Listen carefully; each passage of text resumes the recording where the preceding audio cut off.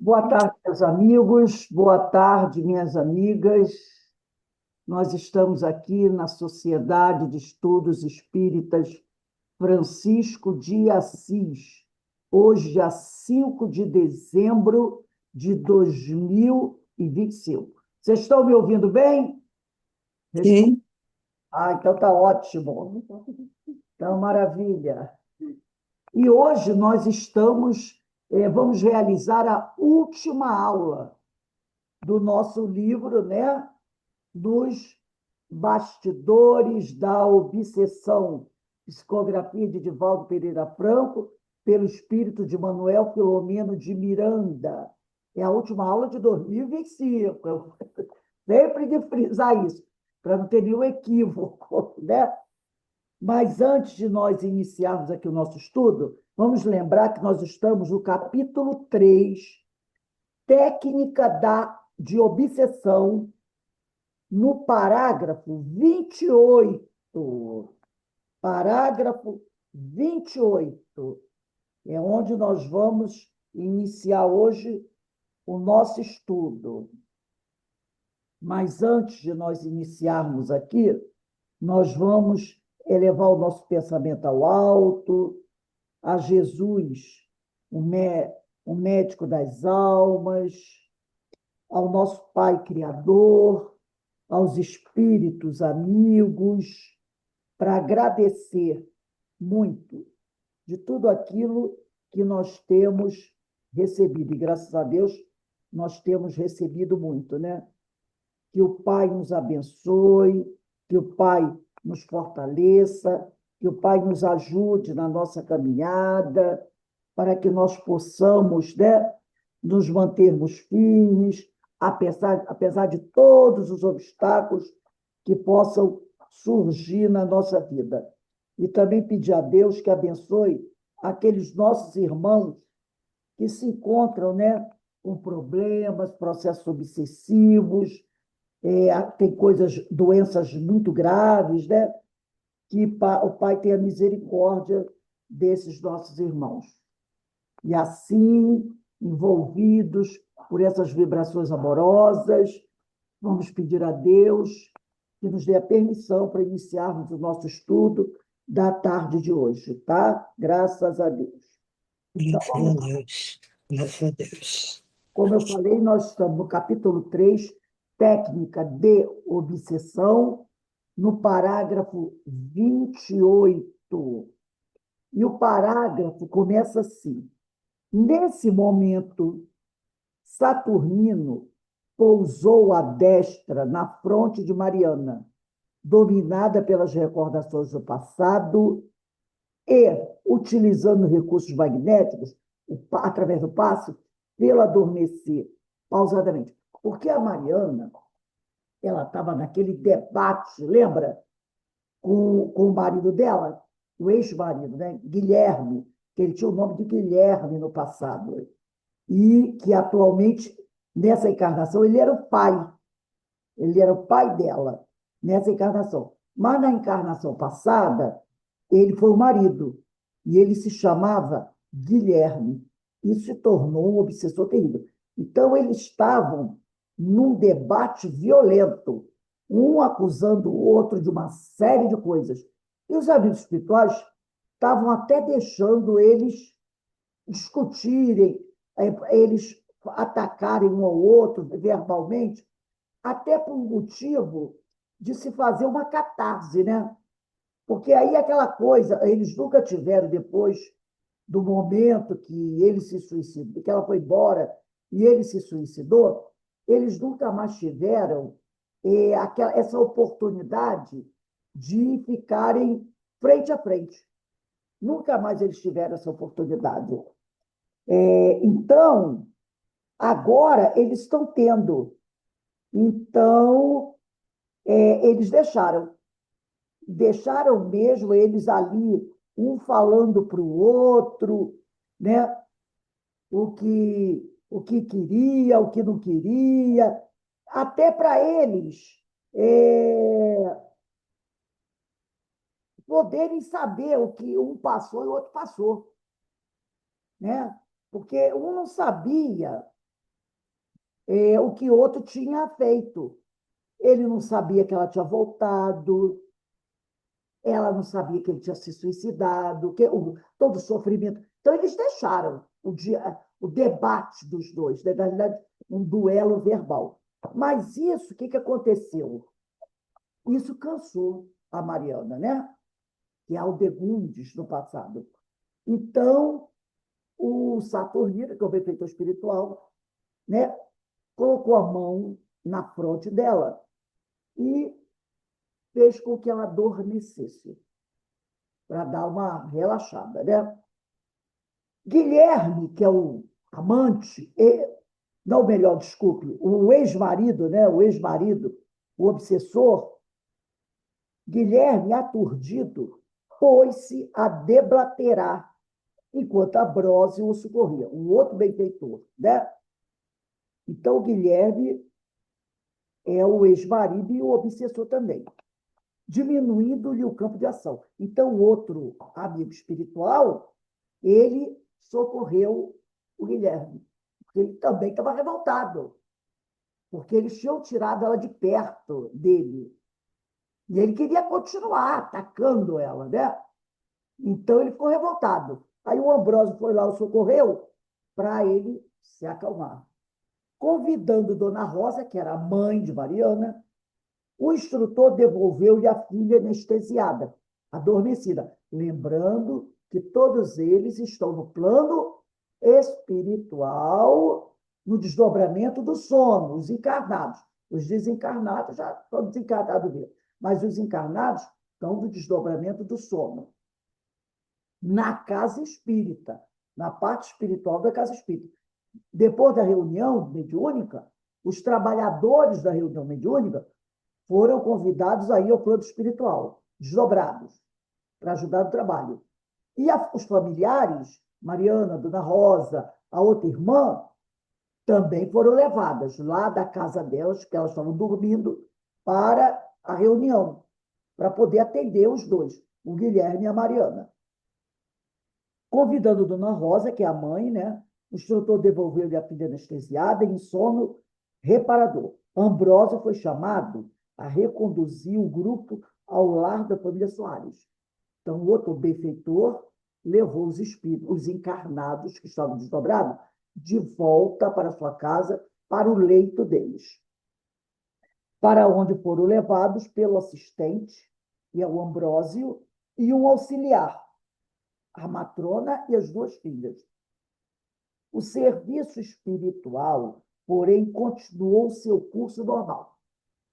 Então, os encarnados foram levados de volta para casa, mas os desencarnados, Ambrósio, Saturnino e os outros da equipe espiritual desencarnada, continuaram no trabalho lá.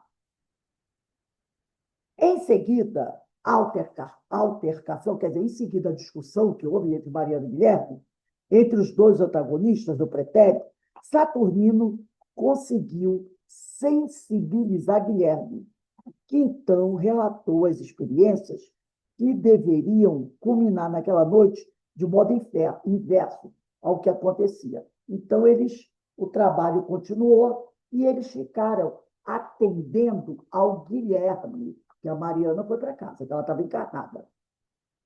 Narrou, então, ele que há mais de 15 anos se sentia ligado ao senhor Mateus. Há mais de 15 anos ele estava ligado ao Mateus, né? Que era o amante, né? O amante. O antigo verdugo por quem nutria desconhecida aversão, dispondo-se a segui-lo. Transferiu-se, por fim, para o lar da família Soares, participando do grupo de entidades irresponsáveis que ali faziam morada. Particular, inconscientemente vinculado ao responsável pelo clã, lentamente conseguiu infiltrar nele reminiscências amargas que o faziam fugir do lar para render-se cada vez mais a jogatina. Então, ele, né, começou a fazer ali a cabeça do Mateus, para o Mateus buscar, né, se sentir atraído por tudo aquilo que poderia destruí-lo, né? Para o vício, vamos dizer assim.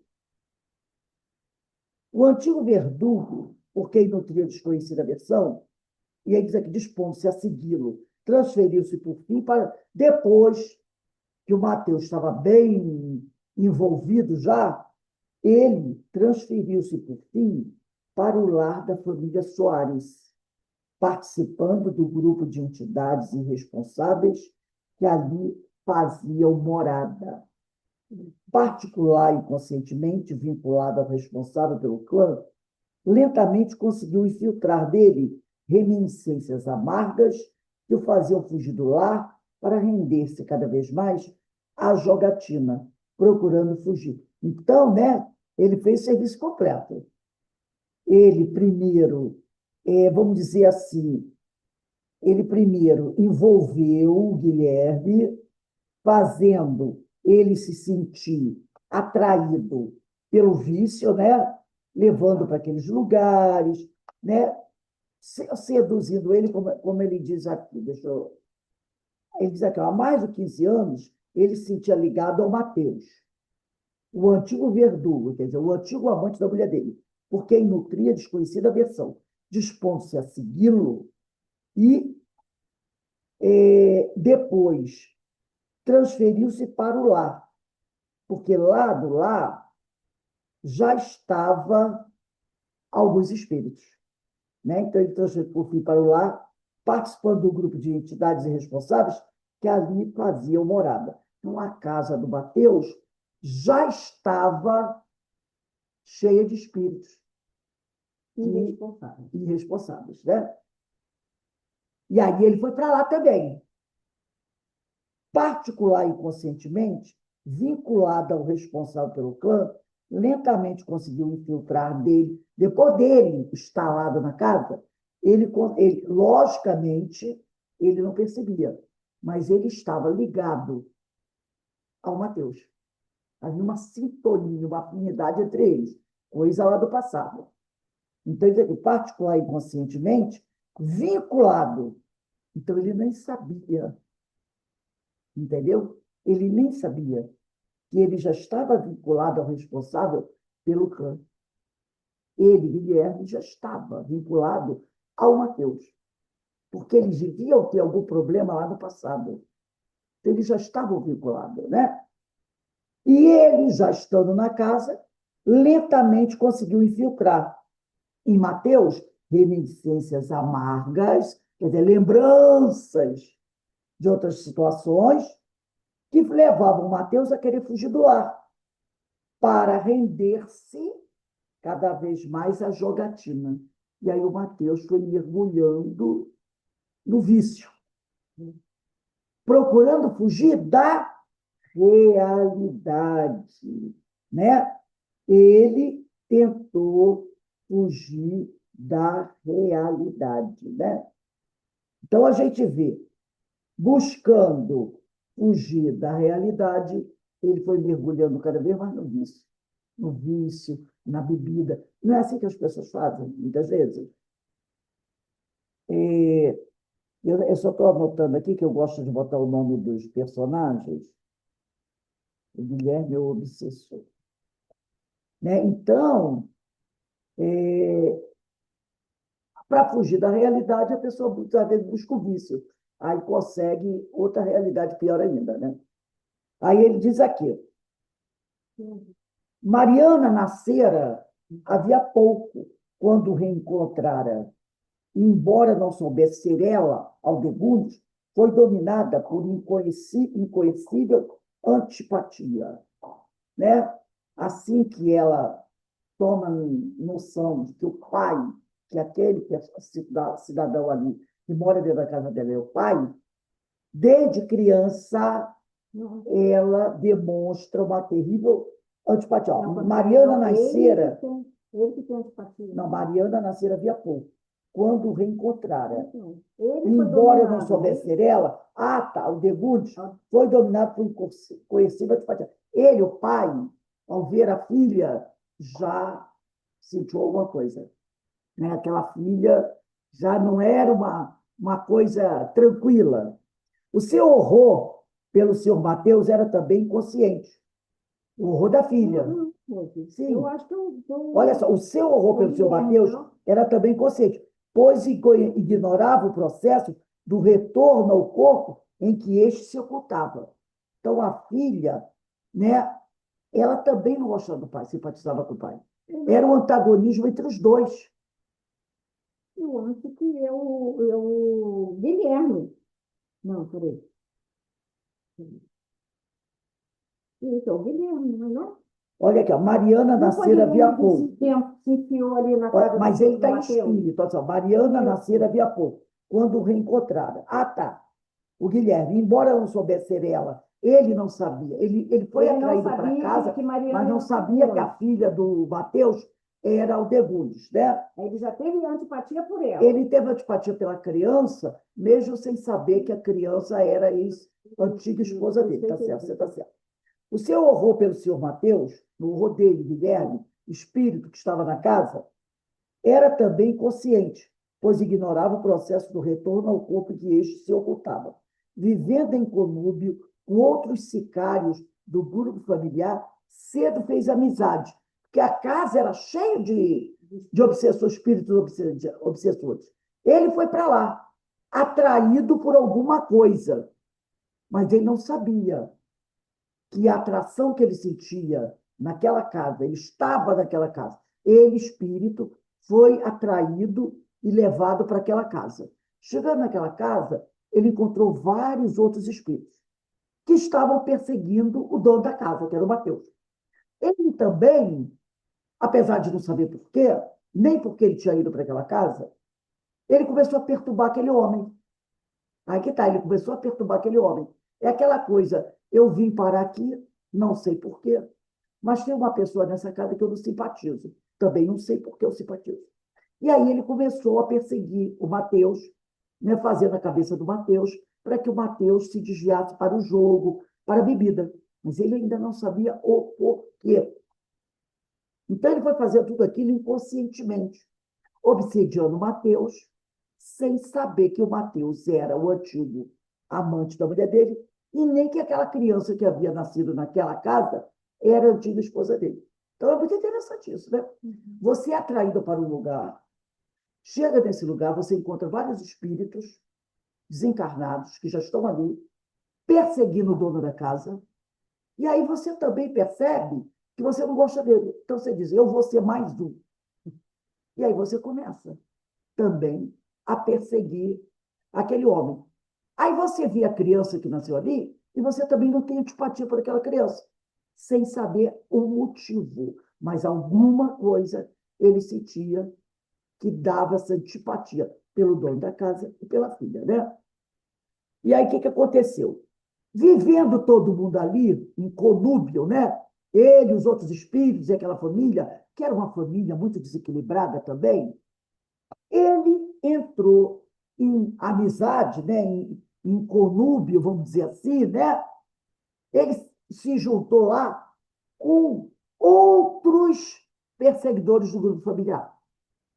E logo ele fez amizade com um terrível obsessor ligado a Marta, a filha mais velha da família. Porque o Mateus e a dona Rosa tinham 6 filhos. Uma era a Mária, a gente sabe que era filha, que era espírita. A outra era a Mariana, antiga Aldegundes.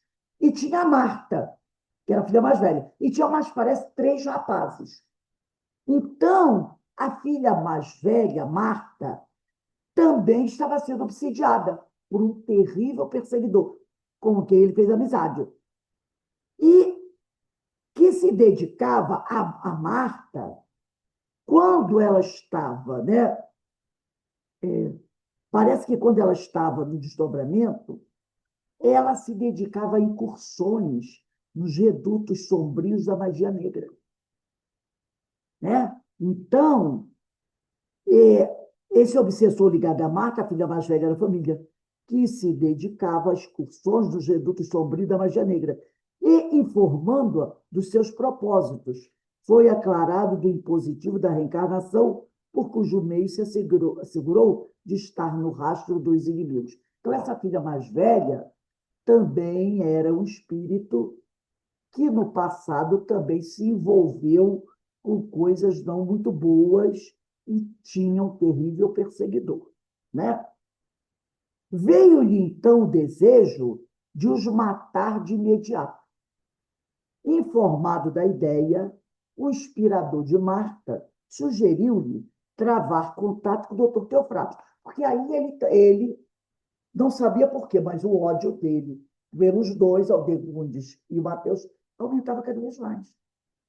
E esse perseguidor da Marta, da outra filha, diz para ele assim: olha, já que você quer acabar com essa família, procura o seu fulano de tal, o Teofrasto, que é um terrível mago das sombras, terrível mago das sombras.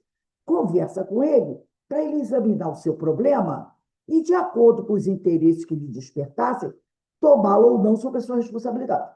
Você vai lá, expõe seu problema, fala dessa raiva que você tem dessa família, que você não sabe o motivo, e ele vai fazer uma verificação para ver qual o problema que está envolvendo isso.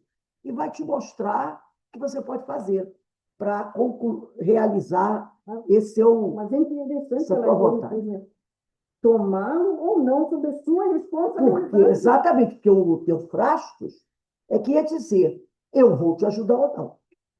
Entendeu? Se o Teofrastos achasse que o negócio valia a pena, logicamente, vamos nos lembrar o seguinte: o Teofrastos, se a situação lá do Guilherme interessasse ao Teofrastos, e o Teofrastos percebesse que poderia receber de volta algo muito bom, ele aceitaria. Porque o Teofrastos não vai fazer isso simplesmente por fazer. É aquele toma lá da cá. Então, se o Teofrastos percebesse que o negócio aí é brabo, eu vou receber você, agasalhar você. Se não fosse uma bobagem, não. Tem coisas mais importantes para planejar. Segundo, né? Então, diz aqui, ó. Segundo o informante, o doutor Teofrastos fora insigne mago negro, mago grego, quando na terra, residente em França, queimado pela Inquisição. Então, vocês vejam que muitas dessas pessoas que sofreram pela Inquisição, morreram queimados, morreram na fogueira, guardaram profundo ódio. Não é todo mundo que deu que foi igual a Esther, lá do Dramas da Obsessão, não. Que logo perdoou os agressores, né? Se tornou. Não é assim, não. Muitos desses se tornaram terríveis obsessores. O que fizeram com eles foi certo? Claro que não. Não. Agora, tomar a justiça em suas mãos também é certo? Né? Daí, a gente percebe o seguinte: no século XX, lá pelos anos 1940, nós sabemos o que aconteceu na Europa, né? Todo aquele processo do nazismo, matando. Eu tenho uma página no Facebook que vai contando histórias, né? Pessoas que foram até heróis, que salvaram muita gente, muitas crianças, judias, pessoas que lutaram na resistência, que acabaram sendo presas, morreram, e outros que sobreviveram, né?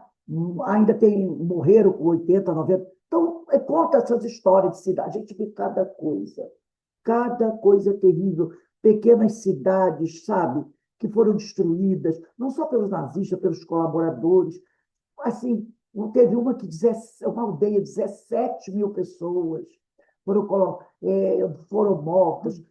Assim, matavam, assim, botavam 100 pessoas num galpão, encheu de gasolina, tacavam fogo, mulheres, tudo isso.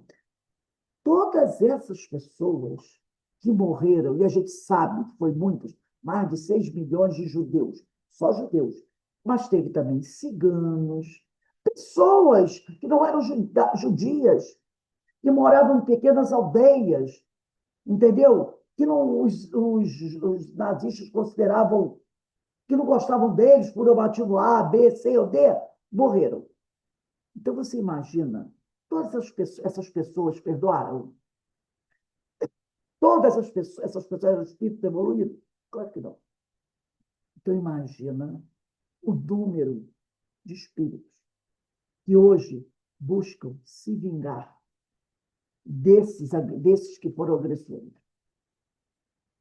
Aí mostrou também, foi agora, acho que foi agora esse ano, para você ver como a história é.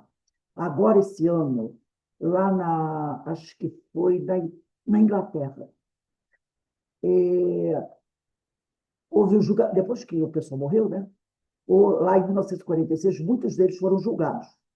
E teve uma cidade que teve 11 ou 12 pessoas que foram julgadas. Eram 5 mulheres e 6 homens, que trabalhavam em campos de concentração. Nossa Senhora, eram terríveis. Muitas delas jovens de 18 a 19 anos. 19. Mas eram verdadeiros. Nossa, não tem adjetivo para qualificar o que eles fizeram. Palavras, quantos terríveis tem. E eles foram, a maioria foi enforcada. E depois de enforcada, eles colocaram eles e elas, as mulheres, em túmulos, caixas de madeira, em túmulos, enterraram e não colocaram lápide nem nome, porque eles queriam que fossem esquecidos, dizendo que eles não mereciam o túmulo, não mereciam ter nome, fossem esquecidos, fossem apagados, para que ninguém no futuro viesse, de repente, fazer uma homenagem a qualquer um, porque tem sempre um maluco, uma homenagem. Passaram vários anos, né? E aquele terreno, a pessoa esqueceu, porque cavaram, enterraram e não botaram nenhum lápide, não botaram nenhum marco. Só tinha aquelas cobertas, e parece que aqui há 50 anos tinha uma pessoa. Aí alguém comprou o terreno para fazer um shopping. Quando começaram a cavar, encontraram alguns caixões. E aí eles chamaram, né, lá a polícia, aquela coisa toda, e eles perceberam, lembraram, foram no o que era. Resolveram abrir os caixões. Quando abriram os caixões, eles perceberam que só tinha ossadas e restos de uniformes que essas pessoas que morreram assim, morreram ainda vestidos com os que eles foram presos quando os aliados chegaram, né, prenderam todos eles e do jeito que eles foram presos com aquele uniforme deles ficaram lá, né, tratados daquele jeito, né? E eles encontraram ainda vestígios de fardas com a suástica. Aí deduziram o que era, quem eles eram. O que eles fizeram? Recolheram todos os ossos de todo mundo, pegaram tudo os ossos, e foram no cemitério, fizeram uma cova só, jogaram tudo lá, tamparam tudo e botaram só uma placa, né, dizendo que era proibido entrar ali, que aquilo era para ser esquecido. Então, né, para você ver. E 50 e poucos anos depois, 50 não mais, anos depois, né, a raiva da população, quando lembrou, muita gente lembrou o que era, o pessoal ficou bem todo aquilo, né? Então você vê esses espíritos, aí eles botaram o nome deles lá, né? O retrato delas, que tem, né? Gente nova, umas moças novas, bonitas, mas se tornaram uma coisa terrível. Então a gente vê, então, de 40, isso foi em 46 que eles foram mortos. 46, né? 56, 66, 76, 86, 93, 96, 97. São quase 80 anos. Quase 80 anos. Mas ainda são 79 anos. E quando acharam, todo mundo, né? Aquela revolta, aquela coisa toda. E aí no Facebook, os comentários, aquela coisa toda, né? Imagine esses espíritos. Imagine esses espíritos. E muitos deles, pelo menos pelos registros, no momento da morte deles, no momento foram julgados assim muito rapidamente, não demonstravam arrependimento. Estavam ali, sabe? Principalmente as mulheres, e dizem que eram as piores, as mulheres. Então, imagine, 80 anos depois, esse fato, né, que é um fato histórico, queira ou não, é um fato histórico, encontrando isso, esses espíritos onde quer que tenham. Logo, aqueles parentes daqueles que, né, sobreviveram, logo se liga o pensamento a eles. E aquela onda de ódio, de raiva, principalmente, né, o povo judeu, quando lembra disso, né, e outros também que tiveram parentes, a raiva sobre eles, vem como uma bomba. Por isso, Jesus falou o quê? Amai os vossos inimigos. Orai por eles. Porque muitos desses espíritos hoje, alguns podem até estar em falanges dessa, continuando a fazer o trabalho mal. Outros podem estar sofrendo coisas terríveis. Outros, que foram vítimas, podem, como está aqui esse doutor Teofrastos, foi uma vítima da Inquisição, mas hoje é um terrível algoz. Então, muitos desses que podem ter morrido lá, nos campos de concentração, ou fuzilados das suas aldeias queimadas, podem ter se tornado, 80 anos depois, em terríveis doutor Teofrastos, em terríveis perseguidores. O ódio, o desejo de vingança pode ter os seus favores. Por isso que Ivone Pereira fala, quem precisa de oração são eles. Esses que levantaram a mão contra o seu irmão. Esses é que precisam da nossa oração. Porque vamos imaginar, né? Tem um deles que eu não gosto, até porque ele é ligado à criança, né? Tem uma coisa que a criança me incomoda. Tem um deles que foi chamado de anjo, não sei, da morte. Eu não gosto de citar o nome dele, até porque eu tenho uma certa, né, com esse personagem. Essa criatura, quanto depressa essa criatura precisa? Quanto de... E morreu no Brasil, né, gente? Afogado na praia de Santos. Então, morreu, teve um ataque cardíaco, um derrame em Santos. Ele estava escondido no Brasil. Fugido, escondido no Brasil. Né? E morreu afogado na praia de Santos, porque teve uma síncope nadando e morreu afogado. Mas anos mais tarde que se descobriu, né? Que foi ele, que era ele. Essa criatura, gente, que fez inúmeras experiências médicas com crianças, com gênios. A situação dessa criatura. Não precisa de pressa. Não precisa da nossa oração. Precisa. Precisa da nossa oração. Mas muita gente não vai concordar com a gente. Não é? Muita gente não vai concordar com a gente. Vai dizer o quê? Que eles deveriam estar queimando no mármore do inferno. Mas não é isso que Jesus nos ensinou. O que Jesus falou? Amai os vossos inimigos. Perdoai para seres perdoados. Ah, eu não o conheci. Verdade, eu não conheci. Mas eu conheço a história dele. E a história dele é tão difícil que eu, que trabalhei a minha vida toda com criança, quando eu ouço o nome dele, eu sinto assim, sabe, um negócio de, meu Deus do céu. Eu não consigo imaginar o que ele fez. Não consigo. Na minha cabeça, não consigo. A criatura ter essa coragem, essa frieza de fazer o que ele fez. Né? Mas eu sei que ele precisa das nossas orações. Todo aquele que levantou a sua mão contra seu irmão precisa das nossas orações. Porque um dia, nós também levantamos, não uma, dezenas de vezes a mão contra nossos irmãos. Não é? Jesus Gonçalves que o diga. Não é? Alarico que o diga. Quantos milhares e milhares de pessoas, quando as tropas de Alarico invadiam uma cidade, uma aldeia? Quantas mulheres estupradas? Quantos homens e crianças mortas? Você acha que eles tinham piedade?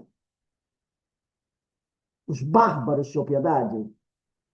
Sorte de quem morria. Porque quem sobrevivia ia ser torturado, virar escravo deles. E a gente sabe, né? A gente sabe dessas histórias. Mas alguém um dia teve piedade por nós. Não é? Alguém um dia teve piedade de nós. Então, nós devemos ter piedade. Por isso que a Ivone fala, ore muito por esses espíritos, porque eles são os mais sofredores.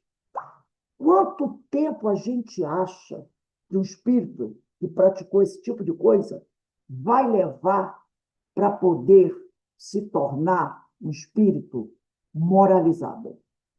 Quanto tempo? Quanto tempo levou para Jesus Gonçalves? Alarico viveu lá pelo ano 800, 600, 800 depois de Cristo.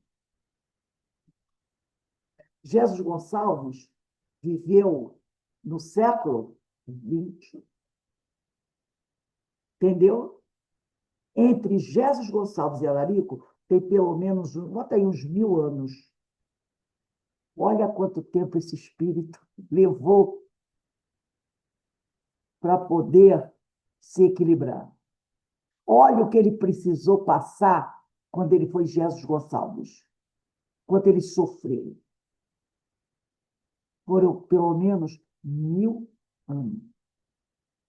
E nós, que cavalgamos junto, ou alguém acha que não? Graças a Deus estamos aqui. Então, alguém teve piedade por nós. Alguém teve. Então, vamos ter piedade também. Vamos ter piedade também. E como Jesus disse, amar o inimigo não é dar beijinho na face dele, nem levar ele para morar dentro da sua casa. É não desejar mal para ele. Ah, eu quero que ele queime no mármore do inferno. É rezar pedindo a Deus que tenha compaixão dele. Entendeu? É isso aí que nós temos que fazer. Então, ele fala aqui, está falando aqui do doutor Teofrastos, né? Que fora queimado pela Inquisição por volta do ano de 1470. Esse livro foi publicado em 1970. E a história, mais ou menos, ela se passou lá pelos anos 30, 40, por aí. Tá? Então, olha quanto tempo que esse Teofrastos está nesse... essa história se passou no século XX, vamos dizer assim, no século XX. De 1470 até o século XX, tem aí uns 600 anos, né? Uns 500 anos. Há 500 anos que o Teofrastos está fazendo isso. Desde que ele foi agredido até o momento atual, tem uns 500 anos.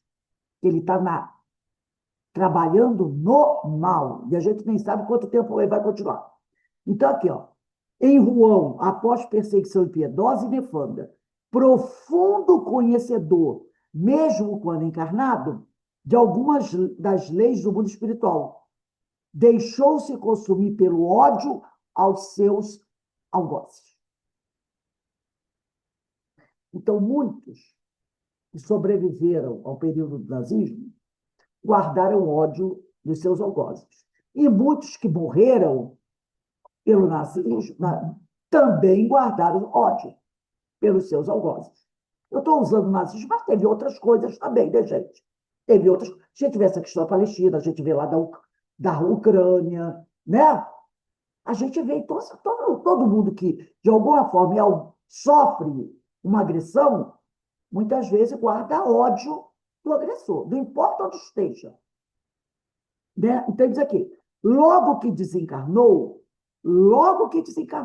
estreitou laços com terríveis vingadores do além, a ele, já vinculados pelas suas práticas necromânticas e reuniões de sabá, todas elas feitas sob inspiração de mentes vigorosas e infelizes da esfera espiritual. Então, quando encarnado, ele já participava de reuniões voltadas para questões de magia negra. Ele já fazia parte desse tipo de coisa, antes de morrer. E aí, quando a Inquisição pegou, entendeu? Ele já fazia parte desse tipo de coisa. E, ao desencarnar, logo se vinculou com aqueles espíritos com quem ele trabalhava, quando encarnado, né? Como diz o outro, chegou, ficou em casa. Aí diz que logo se identificou, após a morte do corpo físico, na fogueira, com aqueles através dos quais mantinha o comércio psíquico. Isso também nos mostra uma coisa. Olha que interessante aqui. Com quem tu andas hoje? Não é? Hoje, estamos aqui, encarnados. Nós nos vinculamos com quem? Será com esses que a gente vai se reunir? Serão esses que estarão nos esperando quando a gente desencarnar. Daí é importante a gente saber escolher bem as nossas companhias, né? Quando a gente está aqui. E a gente está falando de companhia espiritual, tá, gente? Companhia espiritual. Aí ele diz aqui, né? Paulatina. Logo se identificou após a morte do corpo físico na fogueira com aqueles através dos quais mantinha o comércio psíquico. Fez-se notado, logo eles perceberam, opa, esse é dos nossos. Fez-se notado pela impiedade na sede tormentosa de vingança. Opa.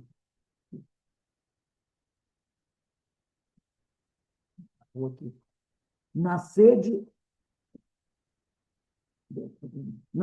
impiedosa de vingança. Paulatinamente conseguiu imantar-se a diversos dos que a ele e a muitos outros puniram, indebitamente, em inqualificável intercâmbio espiritual obsessivo, do qual passou a locupletar-se. Portador de mente tenaz, lobrigou, através dos tempos, supremacia do grupo, em que vivia passando a condição de chefe.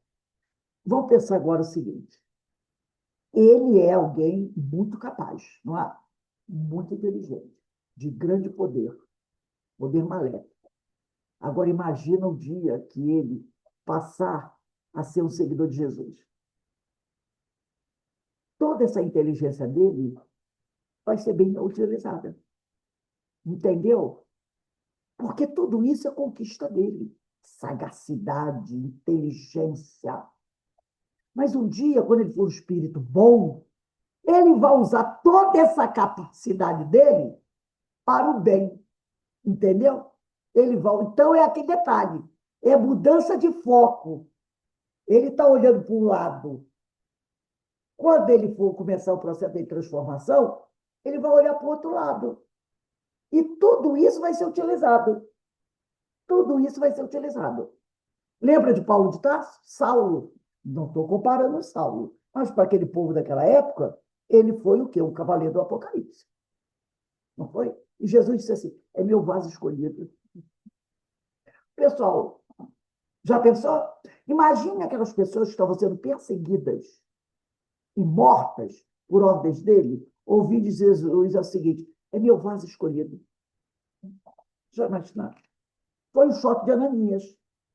Senhor, seu vaso escolhido, tem certeza? É meu vaso escolhido. Ele só está olhando para o lado errado. Mas vai ter um dia que ele vai olhar para o outro lado. E aí, todas essas qualidades que ele tem, que são conquistas dele, vai ser bem utilizado. Por isso, Jesus não olha para o que o homem está fazendo no momento. Ele olha para o espírito imortal. Né? A gente não. A gente olha para o momento. Então, ele vai dizendo aqui, né? Portador de mente tenaz, lobrigou através dos tempos, supremacia. Ele conquistou a supremacia do grupo em que vivia, passando a condição de chefe. Residindo, esclareceu então Guilherme, em estranho sítio, ele, né, nas regiões inferiores do planeta. Comanda com outros sicários há mais de 3 séculos hordas de entidades ferozes. Imagina quem são esses, né? Responsáveis, muitas delas, por processos obsessivos e calamitosos de longo curso. Então, esse Teofratos convive com essas outras entidades, né? Que são entidades ferozes, que a Ivone Pereira até diz que muitos desses a gente não tem condições de ver. E ela mesma falou que tem alguns que ela nunca viu, que se um médico se aproximar deles, é destruído. Muitas delas, por processos obsessivos e calamitosos, eles são responsáveis de longo curso. Entre as criaturas humanas que se deixaram vencer pelas urdiduras das suas mentes atormentadoras. Por isso que a Ivone fala que muitos desses seres não podem se aproximar de um médium porque eles têm as mentes atormentadoras e podem destruir um médium mentalmente. E ela mesma, né, falou que muitos sempre foi recomendado a ela não tentar, porque como ela tinha problemas para resgatar, ela poderia facilmente ser envolvida por um deles e voltar ao suicídio, e que eles poderiam destruí-la. O exemplo da freira, lembra da freira? Que não era um desses, hein? Porque ela fala que no plano espiritual, nessas regiões sombrias, tem espíritos que não podem se aproximar nem da terra, eles se aproximam. Nem de um médio eles não se aproximam, né? Porque são coisas terríveis. Então, ela diz aqui, e no fundo, são todos homens como nós, né? Nunca esqueçamos isso. São homens, seres humanos como nós, mas que desceram tanto, tanto, tanto, tanto, que parecem que não são, mas são. Aí ele diz aqui, muitos dos que se rebelam periodicamente têm experimentado punições severas sob suas tenazes mentais, produzindo neles, alguns desses grupos, quando se rebelam contra os chefes, né, passam por punições severas sob suas tenazes mentais, produzindo neles transformações perispirituais soezes, quer dizer, terríveis, em apavorantes processos de zoantropia por hipnose anestasiante. A zoantropia é adquirir a forma de um animal, tá? E ele diz aqui, ó, por hipnose anestesiante nos centros profundos da alma, tais como hipantropia. Hipantropia é forma de cavalo. Eles provocam uma profunda força magnética sobre esses que convivem com eles, os rebelados. Às vezes, se rebelam por quê? Porque eu quero ser califa no lugar do califa. Eu quero tirar o chefe do lugar, eu ponho o chefe dele, no lugar dele. E aí, quando ele é pego, ele sofre uma punição severa, passa por uma transformação perispiritual, adquirindo a forma de um animal, que é a zootropia. Aí depende do animal, depende de quem está impondo aquilo. Pode ser a hipantropia, que é a forma de cavalo, a licantropia, que é a forma de lobo, e vai por aí. E isso, essa transformação perispiritual, ele pode ficar nesse processo por séculos, até milênios. Tá? Verdadeiro demônio se acredita senhor de vasta região trevosa. O Teofratos, ele se considera verdadeiro demônio. E senhor de vasta região trevosa, onde impera como autocrata acerbo. E muitas vezes é essa forma que ele assume, de terrível demônio. Quer coisa pior para assustar alguém? Depois de alguns dias de expectativa, nos quais aguardava a decisão da entidade, ele ficou aguardando saber se ia conseguir uma entrevista com ele. Continuava o relato do ex-neerlandês, o Guilherme. Foi conduzido à presença do chefe. Foi ele lá falar com o Teofrasto. Ouvido atenciosamente pelo antigo mago, este se propôs a examinar o problema, marcando data propícia para a nova entrevista, o que ocorreu uma semana depois. Nessa oportunidade, o insidioso e singular monarca falou-lhe da sua desencarnação como suicida, aclarando-lhe hórridas inquietações. Falou, eu sei que você se suicidou, falou para o Guilherme, minuciando-lhe os processos de desencarnação e reencarnação, de modo a inteirá-lo do que ocorrera com seus verdugos do passado, então revestido de novo corpo. Então, o Teofrasto que contou para ele o que aconteceu.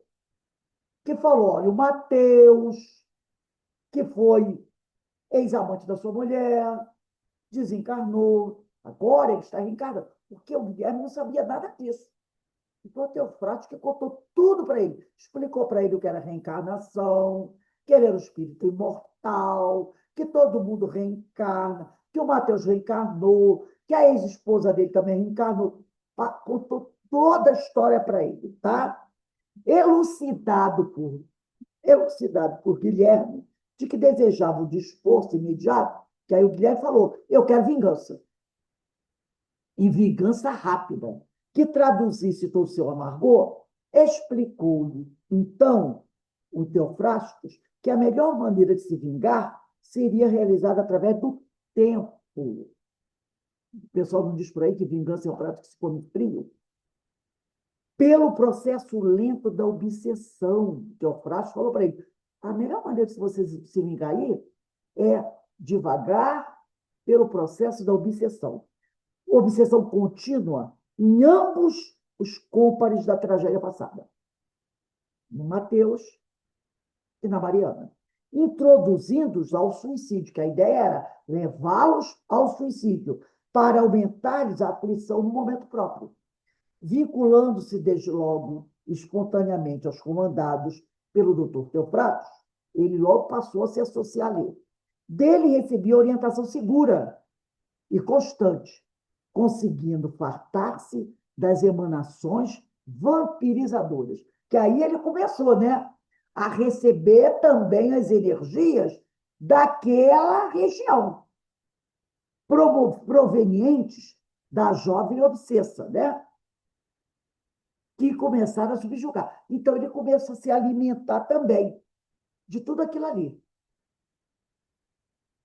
Enquanto, e simultaneamente, alucinava o amadurecido genitor, ora ao quebrado. Nesse período, o Mateus já está debilitado. Então, ele vai, né, obsidiando ela e vai sugando as energias dela e também se alimentando das energias de todo aquele momento ali, né? Que é uma coisa terrível, uma coisa terrível. Aí, nesse livro aqui, eu já mostrei para vocês, na aula passada, deixa eu pegar aqui, Reencarnação em Xeque, né? Do Ricardo de Bernardi, no capítulo 17, nós vamos. Eu trouxe aqui uma informação, vamos entender aqui. Muitas encarnações, diz o Ricardo de Bernardi, muitas encarnações se fazem novamente como continuidade de vínculos afetivos pretéritos. Então, ele está dizendo o seguinte, muitas vezes as pessoas reencarnam e na família tem outras pessoas que estão vinculadas a gente por vínculos afetivos do passado. Podemos, didaticamente, subdividir, isso aqui é muito interessante, podemos, didaticamente, subdividir as situações de ligações afetivas anteriores em dois grupos. Os afetos harmônicos, né? Às vezes a gente reencarna na família, e na família tem um irmão, tem um pai, tem uma mãe, tem um filho, tem um neto, que são nossos grandes e queridos amigos. E os desarmônicos. Então, você pode ter na sua família espíritos que no passado foram grandes amigos seus e continuam hoje grandes amigos. Esse familiar pode ser um primo, tá? Pode ser um cunhado, de repente, tá, gente? São pessoas que se agregam à família com o tempo. Mas também tem os desarmônicos. Então, são dois grupos que podem fazer parte da sua família. As situações de afeto harmônico trata-se, nesse caso, de espíritos afins, apresentando interesses comuns, semelhanças de vibrações energéticas, auras que sintonizam suave facilmente. Né? A atmosfera espiritual, que fica tudo maravilhoso. Os lares também recebem, portanto, espíritos afins, que ampliarão os liames da amizade, fortificando as uniões anteriores. Outra situação mencionada é aquela em que a escolha dos pais é efetuada visando corrigir um distúrbio na área afetiva, um fato desarmônico. Então, como ele falou, tem duas situações: os afetos harmônicos e os desarmônicos. Então, nós falamos dos harmônicos. É tudo maravilha, né? Todo mundo se dando bem, tem sempre aquela pessoa que você se dá bem, que é maravilhoso. Depois ele diz aqui, outra situação mencionada é aquela em que a escolha dos pais é efetuada, visando corrigir um distúrbio na área afetiva. Um fato desarmônico, vinculações anteriores nesse caso, é aquele que é teu parente, mas que você sente que tem alguma coisa ali, né? Toda vez que chega perto, sai faísca. Nesse caso, foram estabelecidos, não pelo ódio, mas por um afeto egoisticamente criado. Situações onde duas pessoas... Aí, olha só esse caso. É bem o caso aqui do Mateus e da Mariana. Situações onde, no caso de nascerem na mesma família, situações onde duas pessoas mantiveram uniões lesando uma terceira. Então, às vezes, você pode, numa vida passada, ter se unido a uma pessoa. Olha o caso de Mateus e Aldegunes. Mateus, o atual pai dela, acho que no passado foi amante dela. Mateus e Aldegunes, falando Mateus porque o nome dele aqui não aparece na história, né? No passado, ele se uniu a Aldegunes e lesou uma terceira pessoa de guerra, marido dela, no seu equilíbrio emotivo. Porque, tudo bem que ele podia ser até um mau marido, mas era o marido dela. Ela se uniu a Mateus e os dois lesaram o Guilherme no seu equilíbrio emotivo. Foram situações de ligações extraconjugais, né? Então, duas pessoas que, embora tenham assumido compromisso com terceiros, porque ela foi casada com Guilherme, ela larga o marido, larga não, né? Trai o marido e passam a conviver sexualmente durante certo tempo, uma existência, em detrimento do equilíbrio afetivo de seus parceiros programados. Então, ela casou com Guilherme, trai o marido com o Mateus. O nome dele atual é Mateus, né? Mas a gente chama de Mateus. E aí eles lesam emocionalmente o marido dela. Tanto que ele se suicida. Eles contraem aqui o quê? Uma dívida. Uma dívida. Então, durante o tempo, eles mantêm uma relação em detrimento do equilíbrio afetivo de seus parceiros programados. O parceiro dela programado foi o marido. Por que razão ela tinha que casar com ele? Lá se sabe. Cria-se entre a dupla Aldegundes e Mateus uma interdependência energética, em que ambos reciprocamente se alimentam das energias sexuais do novo parceiro. Tá? Eles, Aldegundes e Mateus, passam a se alimentar um do outro, das energias um do outro. estabelecendo um vínculo que carece de uma reestruturação em nível de valores espirituais, de acordo com a lei universal. Então, no momento que eles passam a se tornar amantes, eles passam a se alimentar das energias um do novo parceiro. Ela, do Mateus, e do Mateus dela.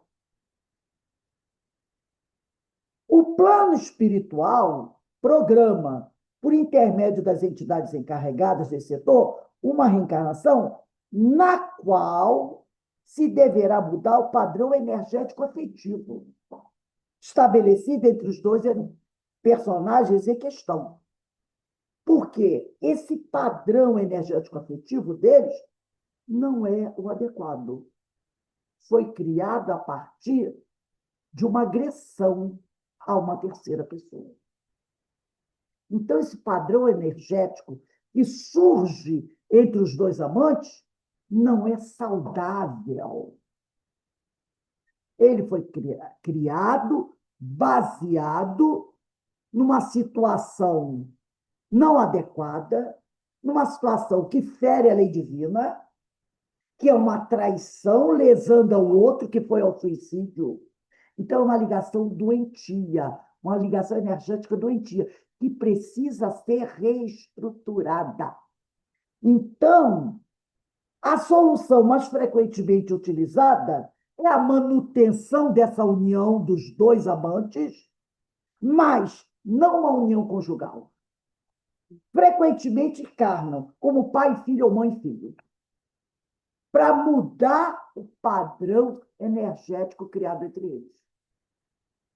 A sabedoria da lei universal encontra na reencarnação o lenitivo do esquecimento para a manutenção do vínculo afetivo, que formou-se um vínculo afetivo entre os dois, mas desequilibrado, em moldes não lesivos aos envolvidos.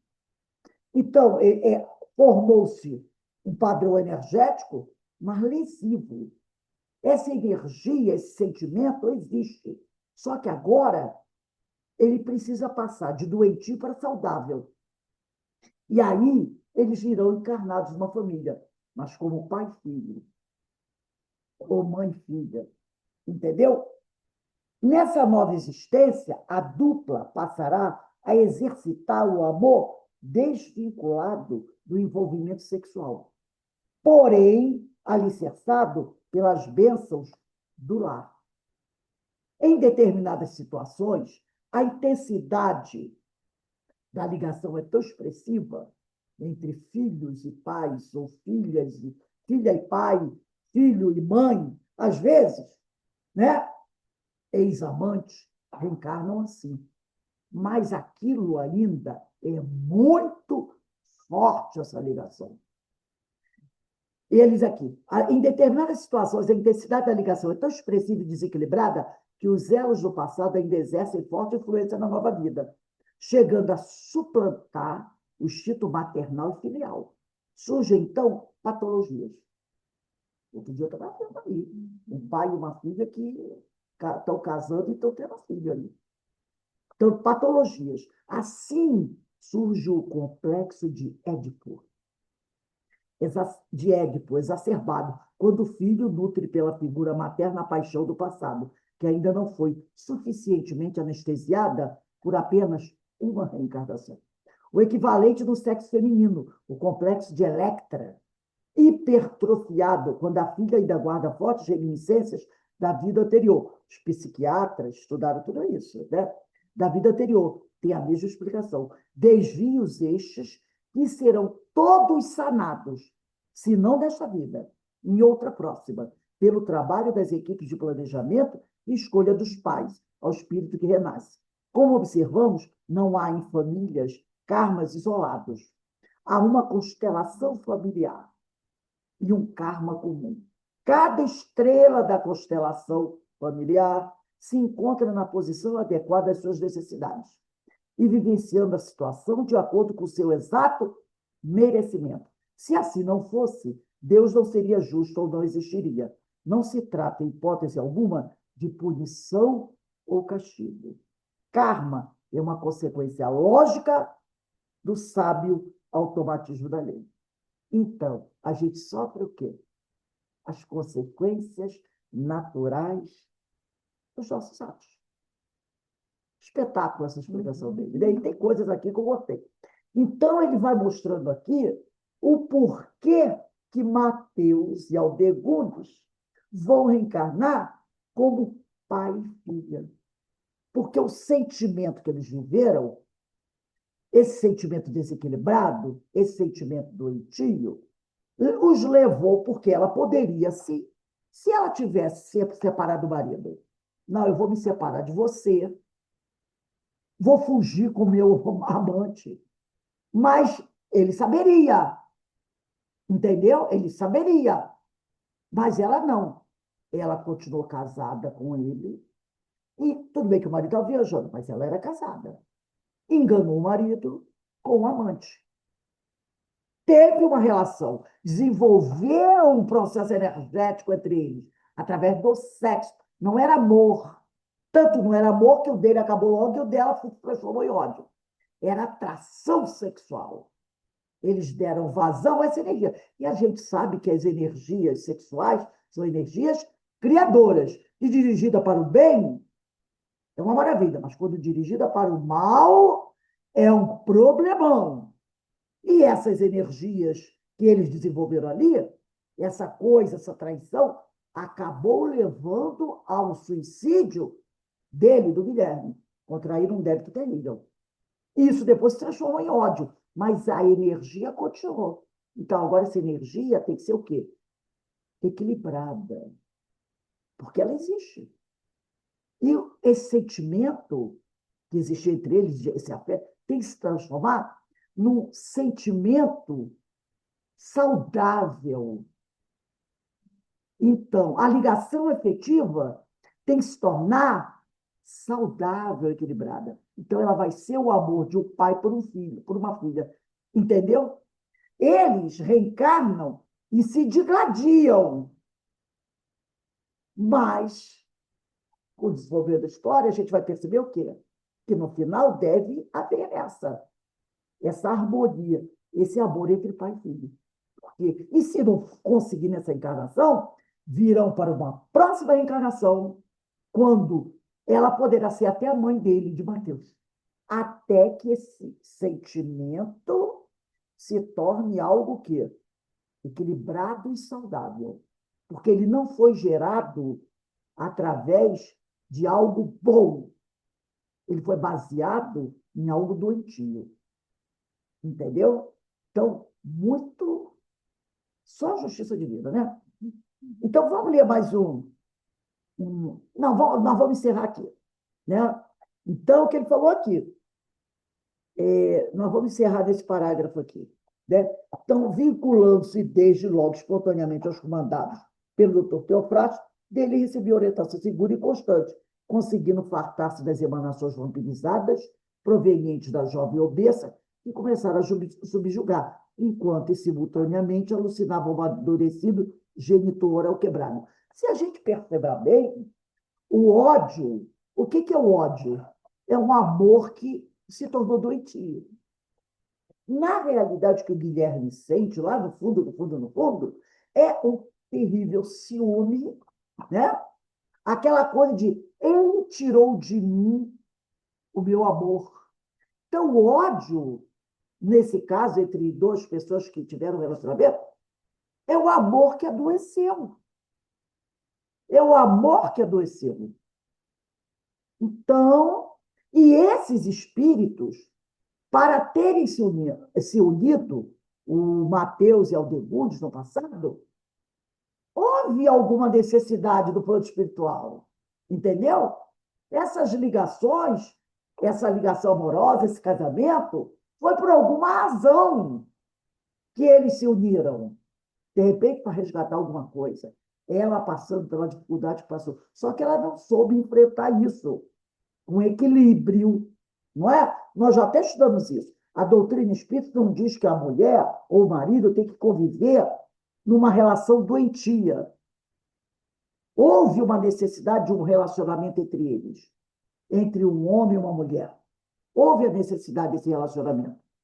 Era para que eles formassem uma família, estabelecessem alguma coisa, resgatassem juntos alguma coisa, espiassem alguma coisa. Mas, por contingências da vida, das situações, não foi possível que aquele relacionamento continuasse, devido à violência, às vezes, né, de um ou de outro. A doutrina não pede isso a você, mas ela diz o seguinte: o que você não conseguir resolver agora, vai ter que resolver no futuro. Não é porque você precisou se divorciar, que o relacionamento não estava saudável, que isso resolveu o problema. Não. No futuro, vocês terão que voltar juntos novamente. Aí poderão voltar como mãe e filho, como irmãos, mas vão ter que voltar dentro de uma família. Ou talvez com marido e mulher novamente. Por quê? Há alguma coisa a ser corrigida, mas que não foi corrigida, que houve o divórcio até para salvar a vida de um ou de outro. Tudo bem, a doutrina diz, não, tudo bem, mas tem algo a ser feito. Você tem que se resolver isso. Você não vai poder passar a sua vida toda, eu vou me tornar espírito puro, mas você não. Você vai ter que se harmonizar com todo mundo. Então, em algum momento, você vai ter que novamente encontrar esse espírito e novamente conviver com ele até resolver o problema.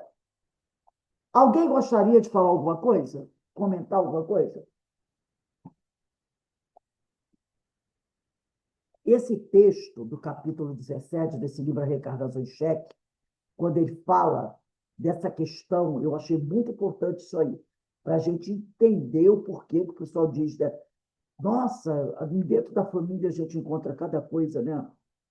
Coisas terríveis que a gente encontra dentro de família, coisas maravilhosas, amigos fantásticos, mas também, né? E aí a gente entende aqui o porquê, às vezes, a gente vê essas mães. A gente sabe que tem mães, né, que meu filho tem aquela coisa com. Não é? Aí odeia a nora. Já perceberam isso? Que tem mães que o filho casa e a nora, aquela nora, ela vê uma nora como uma adversária. Ela, na verdade, tem o ciúme terrível da nora. Por que será que ela tem tanto ciúme da nora? A nora vai roubar o meu filho. Não tem isso? Quem já não viu uma história dessa? A sogra também não tem? O rapaz que casa com a moça odeia a sogra, porque ele vê na sogra uma inimiga. Odeia a sogra. Essa sogra tem as piadas de sogra. Às vezes a sogra tenta ajudar, mas ele olha para a sogra, vê a sogra ali, né? Tem o pai e a filha, não, minha filha, nenhum homem presta para casar com a minha filha. Não tem isso? Qualquer namorado que ele vê se aproximar da filha dele, ele diz que a filha. Então ele prende a filha, porque é aquela coisa, minha filha, minha filha. Por que esses sentimentos exacerbados? Pô, Oi, fale. eu não sou sogra, não sei se é livramento, o que que é. A única coisa que eu não sou nessa vida é sogra. Interessante, né? Não É, sou, simplesmente não sou. então, você vê, a gente vê isso dentro da nossa família, a gente vê isso dentro da nossa família, né? Mães, meu filho, onde é que meu filho está? Ai, meu Deus, meu filho. Ai, meu filho. Não, não, não tem isso. Por quê? Às vezes ela tem 3 filhos. Só um deles ela faz isso, os outros não. Ai, eu sou tão apegado a esse meu filho. Os outros dizem, os outros irmãos até falam. Nossa, minha mãe, né? Quase morre por esse filho. Faz tudo por esse filho. Pelos outros não. Por que será essa Mas paixão? também, se mãe mimar muito filho, filho ou filha, transforma ele num péssimo marido, numa péssima esposa. Na verdade, Que eu tenho caso na família que o casamento está perigando porque o marido não quer crescer. É filho único, foi mimado pela mãe, e a minha sobrinha está tendo dificuldade no casamento por conta disso. e talvez esse filho, numa outra vida, não foi filho, foi amante dela, foi marido dela. Entendeu? Aquela paixão doentia que a reencarnação não conseguiu apagar. E ela ainda olha, é o complexo de Édipo e de Electra. Ele diz aí. Não. Tem mães que matam a nora. Você viu, o cara não tem. A mãe matou a nora por causa do filho dela. Ela mata a nora. E da mesma maneira que tem pai que mata o genro. Então, são sentimentos que às vezes você vê dentro da família que você não entende. Por que esse apego àquele filho? Aquela filha chega a ser sufocante. Às vezes até o filho some, vai embora. Por que isso? Ele foi o que nós estudamos isso. Que ligação teriam? Que amor é esse que uniu esses espíritos no passado? Quando a coisa não extrapola, né? Não extrapola. Às vezes a sogra se tornar amante do genro. Também já viram isso? Já aconteceu isso. A sogra se tornar. Teve uma história há pouco tempo aí. A sogra e o genro se tornaram amantes.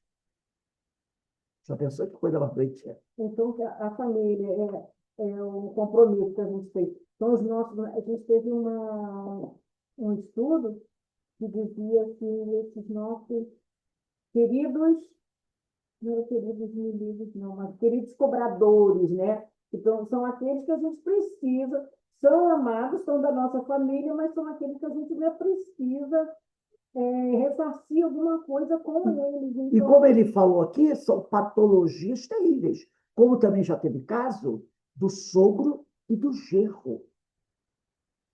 O sogro se tornou amante do marido da filha dele. São as patologias que ele falou. Patologia.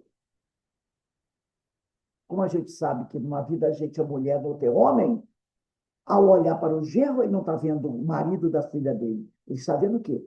A ex-amante. Entendeu?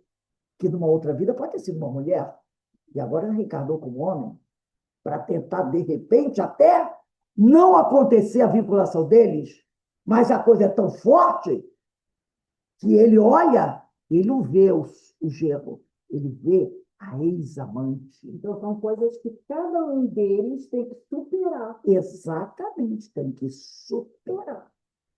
Nós não vimos no caso da Drama da Obsessão, quando o velho fala que um desses inquisidores reencarnou agora com uma filha, como mulher, e ele diz, até mudou de sexo para se esconder. Às vezes, vai reencarnar, são ligações tão doentias de outras vidas, entre os homens e mulheres, que então, dessa vez vão reencarnar, vão vir juntos, mas vai ser dois homens. Mesmo assim, o sentimento doentio ultrapassa isso e a gente aqui não está sabendo por quê. É uma coisa doentia, uma patologia. Essa coisa, né?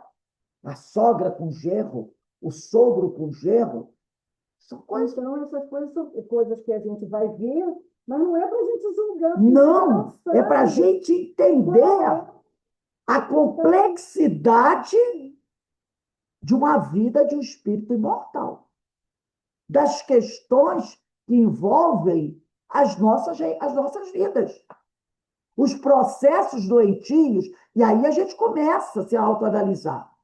Meu Deus, será que eu não tenho alguma coisa assim, né? Eu não estou muito ligada, principalmente nessa relação de pais e filhos. Será que eu não estou ali, sabe, dando uma de Electra ou de Édipo? Ali, regulando um filho, sabe? A gente começa a perceber isso, ó. Solta, larga. Olha esse troço, para que você não possa ser pego nisso. Porque a gente vê muito disso, muito. Então a gente tem que começar, sabe? Ano que Por vem- isso que Hermínio de Miranda diz o quê? Nossos filhos são espíritos. Nossos filhos são espíritos. Esse livro é muito bom. Qualquer hora a gente vai estudar esse livro. No ano que vem, uma das palestras que fazia no livro da Joana de Ângeles fala sobre isso. Temos que tomar cuidado, porque isso é uma coisa muito comum de ver. Então a gente tem que ver isso. Será que eu não estou também muito agarrado a ser um filho, a uma filha? Opa! Será que eu não estou passando dos limites? Vamos observar isso, tá? Porque nossos filhos são espíritos. E podemos ter tido com eles vinculações no passado, que podem ter sido vinculações doentias. E que agora reencarnamos para resolver isso, não para complicar. E pode ter sido vinculações normais, que já foram superadas. Que já foram superados. Tanto que ele falou, há dois tipos de vinculação na família. Há os harmônicos e os desarmônicos. E às vezes a gente tem os dois dentro da família. Aquele que a gente se dá maravilhosamente bem e aquele que você sente que tem algum probleminha. E esse que você sente que tem algum probleminha tem realmente. Então vamos tentar resolver da melhor maneira possível, né? Bem, gente, nós vamos encerrando aqui. Olha, ano que vem vai ser no dia 9. Não. Ai, estou olhando aqui, é fevereiro. Vai ser em fevereiro, vai ser no dia 6. 6 de fevereiro. 6 de fevereiro de 2026, parágrafo 42. Coloca aí. 6 de fevereiro de 2026, parágrafo 42, que começa assim: compreendendo chegado o momento do golpe decisivo, o doutor Teofrastos orienta-o para provocar cenas de atrito constantes entre pai e filha. Então, compreendendo chegado o momento, dia 6 de fevereiro de 2026. Parágrafo 42. Então, a gente vê aí, gente, quanta coisa nós temos a resolver nessa reencarnação, né? Então, é resolver mesmo, para que a gente possa, quando sair daqui, sair numa situação bem melhor. Virar a página realmente. Então, vamos agradecer a Deus, agradecer a Jesus, tudo isso que nós estamos passando, vivenciando, para que essa reencarnação a gente possa dar aquele salto de qualidade, né? Que Deus nos abençoe.